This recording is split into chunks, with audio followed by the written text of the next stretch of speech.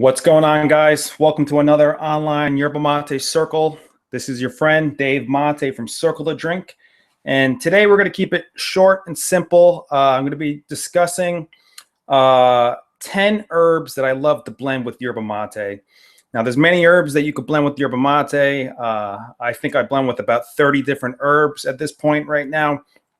But today I just want to go over some of the herbs that I really like to use. I'm not going to focus so much on the health benefits of these herbs, even though that most of them are superfoods, super herbs, have tons of nutrients, tons of phytochemicals, tons of antioxidant capacity.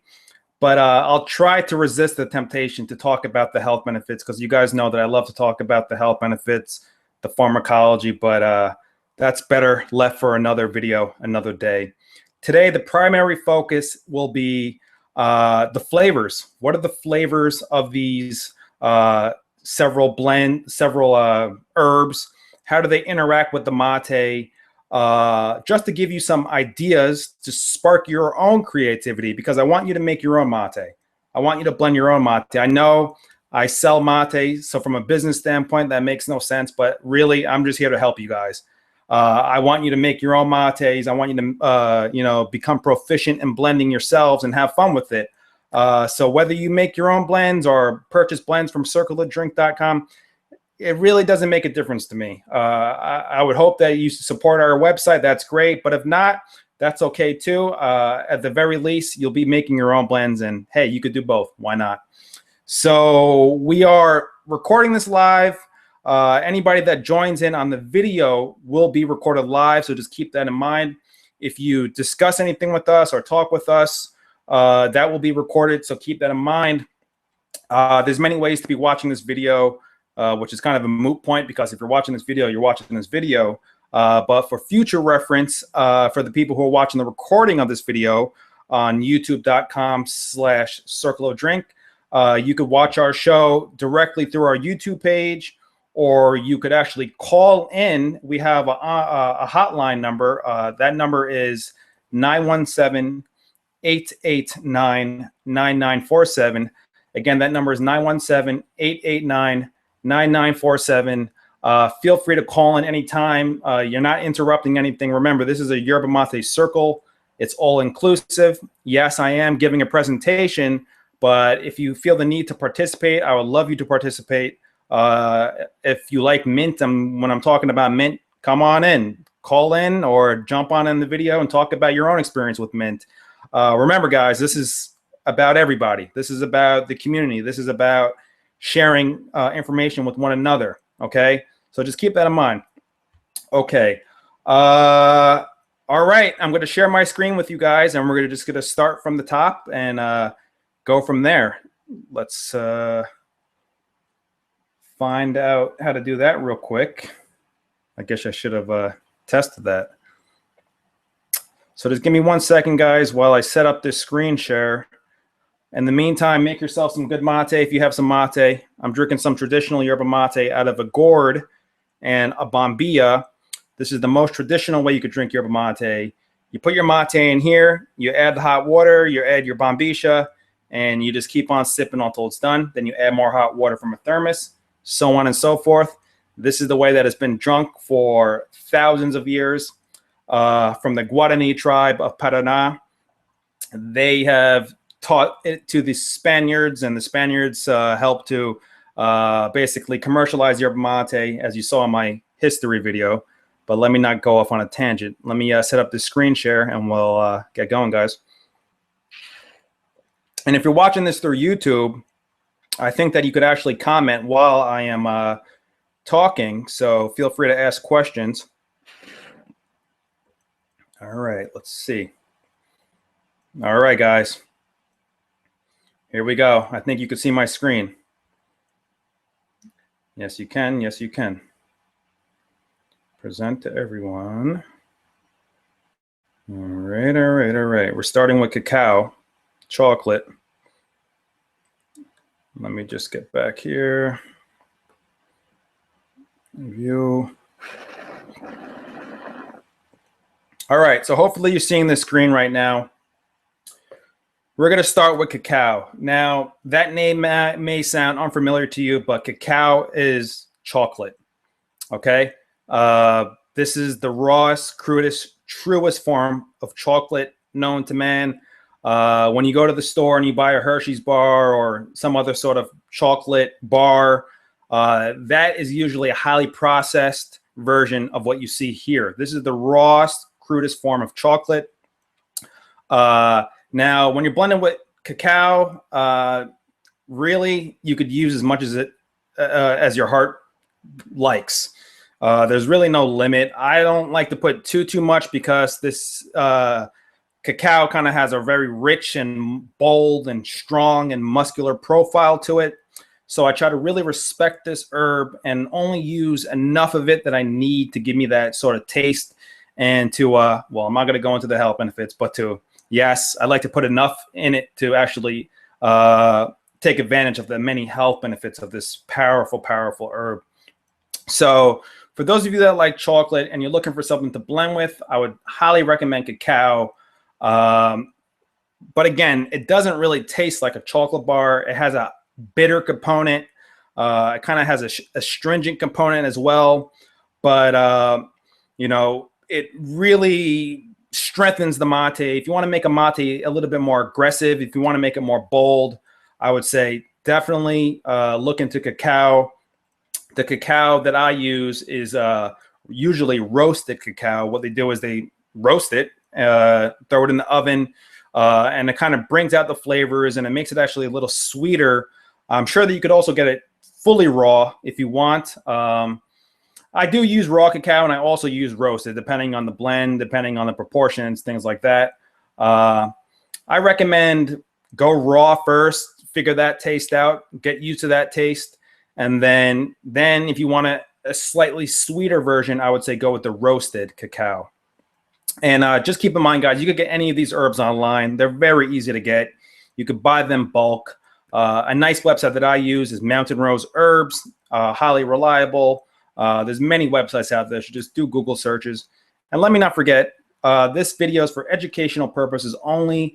It is not FDA approved, so please consult your own medical care practitioner before taking any herbs.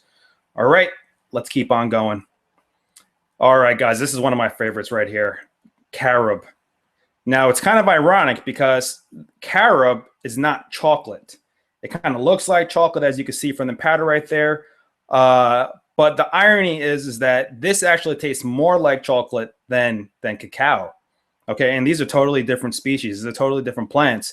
But what I really like about Carob is that it's surprisingly delicious. I had no idea how delicious this herb would be when I started blending with it. The company that actually inspired me to start using this herb, I think, was called the Republic of Tea. I was drinking one of their yerba mates called, I think it was called dark chocolate yerba mate, or double chocolate yerba mate, something along those lines. And I detected a taste in it that I wasn't familiar with. So I looked into the ingredients and I saw carob and I was like, wow, you know, this is something that I want to start blending with. It has a milk chocolate taste. It has components of vanilla. It's malty, has components of obviously cacao. It's very smooth, very bold as well. And it has these layers, this sort of kaleidoscopic layer of sweetness, of kind of breadiness. Very interesting. If you're looking for something, a blend, I don't know if any of you guys have ever had like tiramisu cake. Tiramisu cake kind of tastes like cinnamony. It kind of tastes like nutmeg, vanilla, creamy. I would say this is the ingredient to use that binds everything together. Carob. Okay, definitely look into that. Let's keep it going, guys. All right, chamomile. This is a nice herb, very nice herb. The smell, just the smell alone, the aromatherapy from this herb in and of itself is so powerful. Just smelling this herb literally has a physiological and psychological effect. I know I can't help myself. I'm going into the health benefits, but you know, when it comes to blending herbs, you have to take into account many elements. And aromatics is a very important element with blending. You know, you want a blend to smell very good. You don't want it just to taste good. You know, when it comes to a complete blend, I believe that the scent, the smell, the aromatics is just as important as the taste. Because, you know, those of you who, you know, study biology, physiology, things like that, you know that a lot of the taste of any food comes from smelling it. You know, your olfactory nerves in your nose have a lot to do with tasting things. So if you're looking for to make a blend that's very soft, that smells amazing, that kind of takes you down a notch, has sort of sweet honey, maple syrup, woody, bready, kind of doughy, soft, deep layers, chamomile is a great bet. I would recommend trying all these herbs alone first, getting a journal, taking notes, really taking time to kind of meditate and think about the various layers, the various dimensions, the various complexities of these herbs. And once you do that, you know, over time, you're building up a repository of information. You're building up a sense of how these herbs not only work alone, but how later on, as you begin to blend, how they interact with other herbs. That's really the key to blending. You got to understand the single herb first, and then you proceed to blending. All right, let's keep on going. Cinnamon. Okay. Now, cinnamon, let's make a distinction here. There's various, let's say, species, really. I don't want to say species because they're just basically, there's different species of plants, one of which is true cinnamon. The verum, always look for the verum. Cinnamomum verum. Verum means truth in Latin. So this is the true cinnamon. There's other cinnamons, quote unquote cinnamon, that comes from Thailand and, you know, different parts of Asia that really isn't a cinnamon plant, but there seems to be no regulation to prevent companies from labeling it as cinnamon, which is just mind-boggling. So keep that in mind when you're looking for true cinnamon. Look for the one that ends in verum, the scientific name verum. Now, the true cinnamon has a very sweet flavor. It's quite different from the other cinnamon, which I believe is cassia. It ends in the word cassia, the other one. That's sort of the fake cinnamon. Now, a lot of you guys are already acquainted with cinnamon. You kind of know what's going on here. Sweet, mildly sharp. It kind of has a soft bready component as well, and it is complex. So if you're looking for something to kind of sweeten up your palate, maybe you're not really into the whole bitterness of mate, maybe you're not really into the whole boldness of traditional Argentine mate, fine, no problem. Start mixing a little bit of cinnamon into your gourd. I would recommend starting small with cinnamon because it could quickly become overwhelming if you get overzealous and you just start throwing a lot of it into your gourd. So be careful with cinnamon. Use small amounts at first. All right. Dandelion root. Very powerful herb. This herb has been used in traditional China for thousands of years. So many health benefits. I'm just going to restrain myself, though. I can't go into the health benefits of it. Just look into the health benefits yourself. But you know, the flavors are amazing as well. I like to use roasted dandelion. Usually when you roast an herb, there's a chemical reaction that basically brings out the sugar. Kind of like if you're frying onions on the stove, you're sauteing it. As you fry those onions, the sugars will actually start to come out. The same sort of effect when you roast things. The heating up of the compounds kind of accentuates the sweetness. So I like to go with the roasted dandelion roots. They have a very particular taste. It's sort of woody, kind of bold. It's also sweet. So if you're looking to kind of round out, if you're drinking, say, a sharp mate, a mate that kind of has sour notes, maybe like Ascension, one of our blends on Circle of Drink, you might want to kind of, you know, use dandelion root to round it out a little bit. It kind of has a rounding out effect, I would say, dandelion root. Also really helps wake you up. Very, very, very good for increasing alertness. All right, Maca. Wow, stuff is powerful, potent. Love this stuff. 10 years ago, I found out about Maca, started drinking it, started throwing it in smoothies, started sprinkling it on cereal, just started inhaling it. No, I don't want to say that. Wasn't inhaling it. But basically, I was just in love with it. And when I started blending mate, one day I just remembered, I was like, wow, how come I haven't been using maca in my mates? So about a year ago, less than a year ago, I started blending it with one of my blends, Nightwalker. The taste is really interesting. I would say if you ever had raw cookie dough, this is basically like the taste of raw cookie dough. The cookie dough would be like a chocolate chip cookie dough. It's kind of like that. Mildly sweet, bready, kind of pasta components, soft. If you're looking to tone down a mate, to kind of bring it down a notch, to kind of coalesce other flavors that may be astringent, that may be kind of sharp, maca is a good herb to blend everything together. Kind of has that coalescing factor to it, milkiness to it, creaminess to it.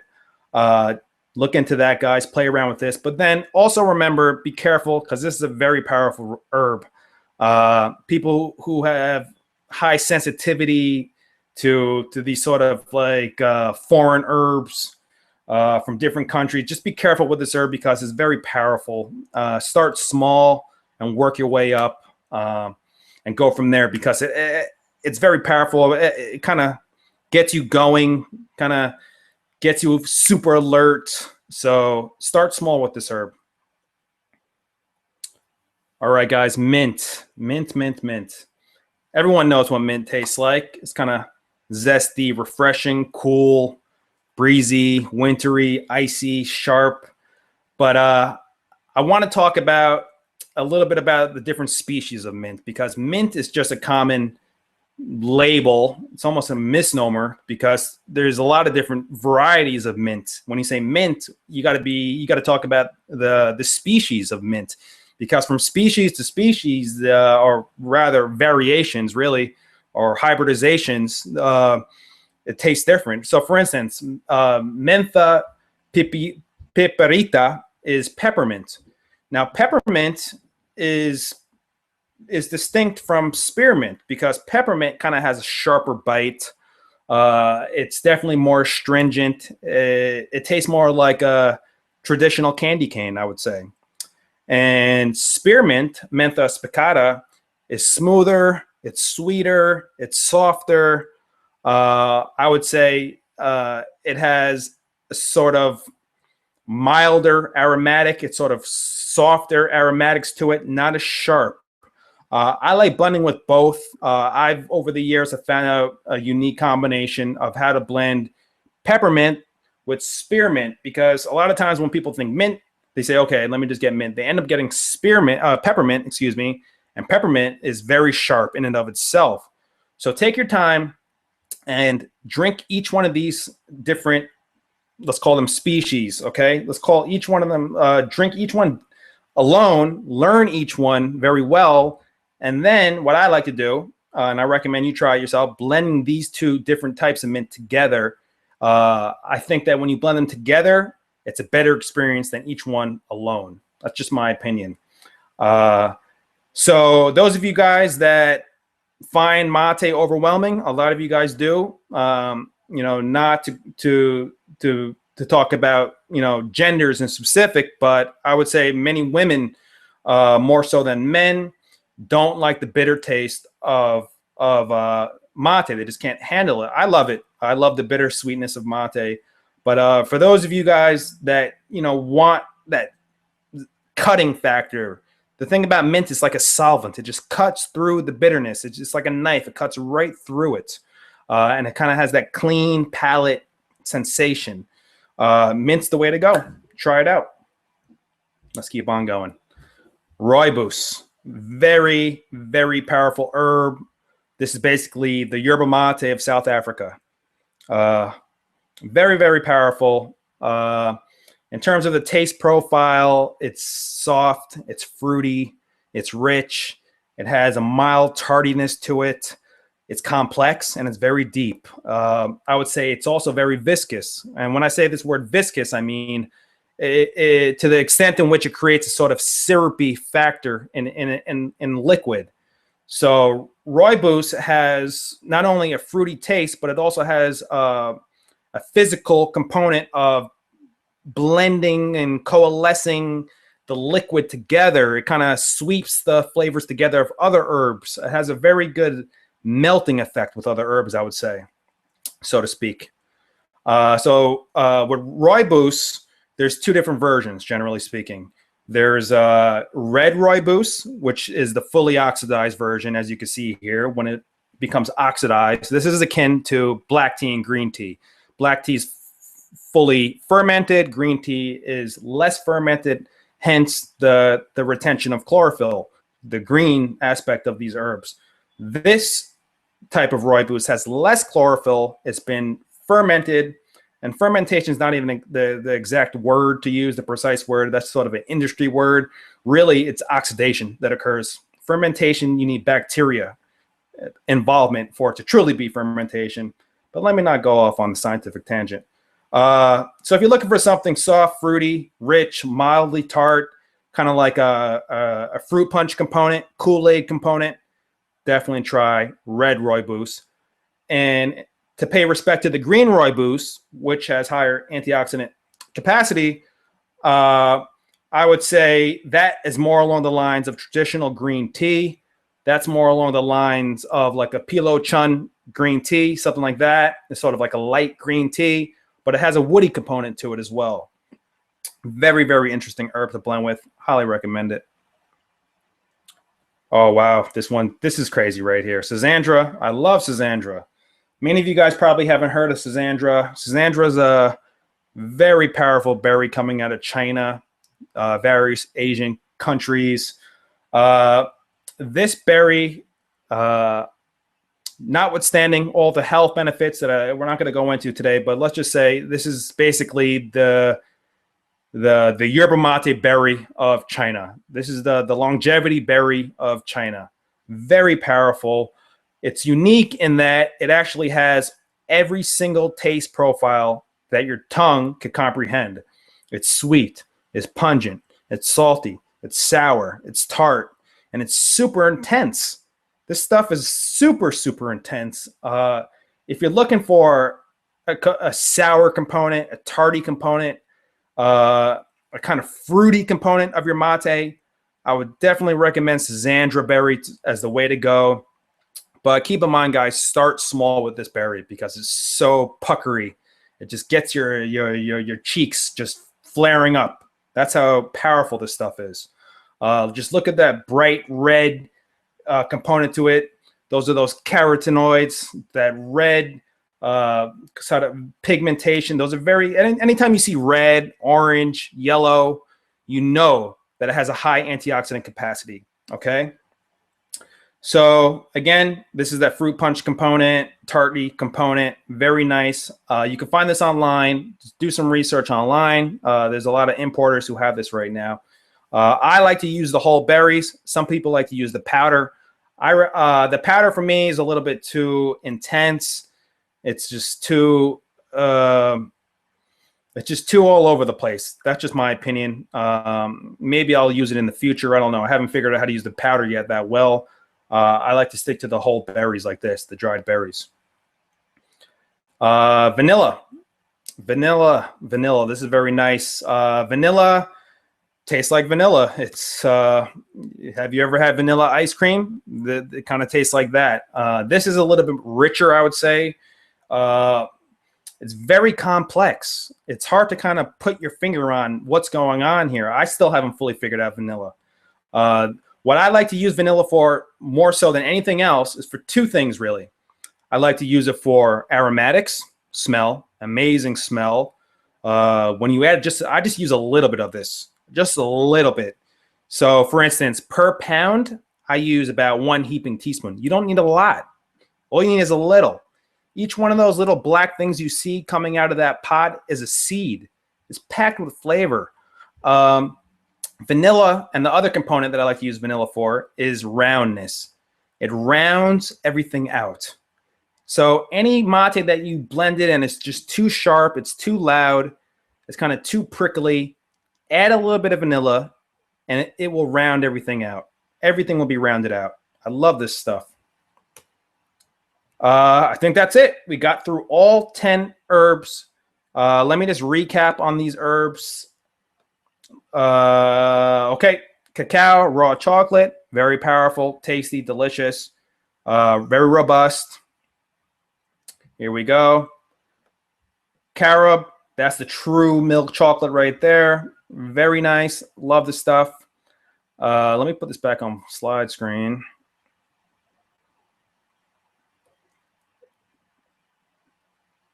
Chamomile, very soft, has a sweet honey maple syrup components. Very good for just sweet flavors, aromatics. Cinnamon cuts through a lot of astringent flavors. It just gives it that nice sweetness that you're looking for. Dandelion root, very woody, has a sweet component. It's bold. I like to use roasted dandelion as opposed to just the raw one because it's a little sweeter. Maca root has that cookie dough component, kind of blends things together as well, brings flavors together as well. Mint, remember guys, there's two different types of mint. You got peppermint, spearmint. Learn each one individually, and then I recommend that you learn how to blend the two together. Just experiment. Get yourself a journal and experiment. Take down notes. Just think about it. Rooibos comes in two different versions. The red Rooibos, as you see here, and also the green Rooibos. The green Rooibos is more like a green tea. I would say a fruity light green tea. Excuse me, kind of like a coquicha, something like that. The red Rooibos is a little bit stronger. It has more of a sort of muscular presence, but it also has that fruity soft component as well. Very nice for blending with relaxation herbs, I would say, other relaxation herbs. Schisandra, if you're looking for that super pungent, intense, basically, if you want to surprise somebody, if you want to just really throw them off, throw in some Schisandra berries. Just throw that into the gourd or throw that into a blend and watch that person's taste buds explode. And that's it, guys. This has been a very simple presentation on various herbs. These are just 10 of them that I'd like to use. And guys, just remember, guys, take your time. This is not a very serious thing. Just learn about these herbs. Give them their due respect. Get yourself a journal. Take copious amounts of notes over time. And before you know it, you're going to learn how to blend with all these herbs. And you're going to be your own master blender in time. I would say start small. You know, there's basically different types, categories of blending. You know, you have very simple blends where it's just 1 to 3 herbs. Then you have medium grade blends. I'm talking in terms of complexity, which is about 3 to 7 different herbs. And then you have highly complex blending, which is about 7 to 10 or even upwards of 15, however many herbs you want. For me, it took several years to learn how to blend 7, 10 herbs. And that sounds kind of weird, I know. But really, it did. It took me several years just to learn how to start blending complex blends where there's about 7, 8, 9 different herbs in there. But when I started blending, I only started blending with about 2 to 3 herbs at most. Then after another year, I started to learn how to blend better. I started to build a stronger relationship with these herbs, and I went from about 3 to 5 different herbs. And then after another year, third year of blending, I started blending with about 5+ herbs. But remember, it's not about quantity. It's never about quantity when it comes to herbs. It's about quality. It's about craftsmanship. And it's about artistry. This is an art. I consider myself an artist. I consider any baker an artist. I consider any cook an artist. You know, art really is, you know, somebody who pays attention, somebody who sincerely cares about creating something. That's all art is. You know, somebody that really looks deep within themselves and within the products that they're creating and has an agreement with themselves to keep on getting better and keep on improving, keep on refining. So I hope this video has inspired you guys to start blending with these various herbs. If you have any questions, definitely comment on this video. If anyone wants to call in, that number is 917-889-9947. If not, guys, we're going to keep this going every single Tuesday at 6:30 p.m. Eastern Standard Time. We're going to be having another mate circle. I hope you guys will begin to actually join in on these circles, to share your own information with everybody else.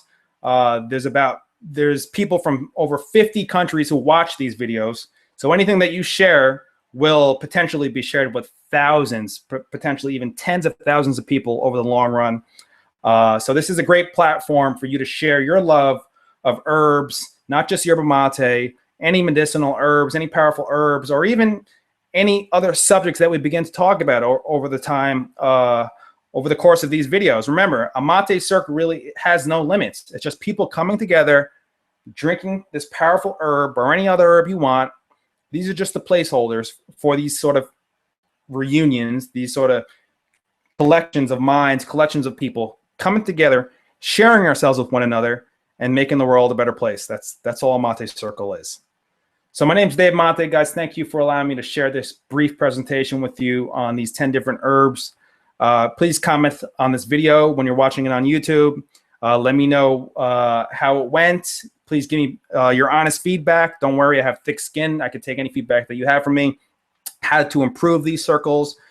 Please suggest some ideas for some future topics to talk about over the long run. And if you guys want to come on to the show, if anybody's watching this that says, hey, I'd be a good fit to be interviewed about something. If you have some sort of knowledge to share, just let me know and we'll talk about it. We'll get it going. It's all about positivity. If you're a positive person and you're uplifting and you're spreading, peace and love, that's it. I really don't care what subject. I love to talk about all subjects, many, many subjects, kind of, Renaissance man when it comes to subjects. I just love learning about everything. All right, guys. So this is Dave from circleofdrink.com and from yerbamateland.com. This has been another Yerba Mate Circle. I hope you're enjoying your summer. It's very hot over here in New York. For those of you guys over in South America, enjoy your winter. All right, guys. Peace out. Have a good afternoon. I'll see you next time.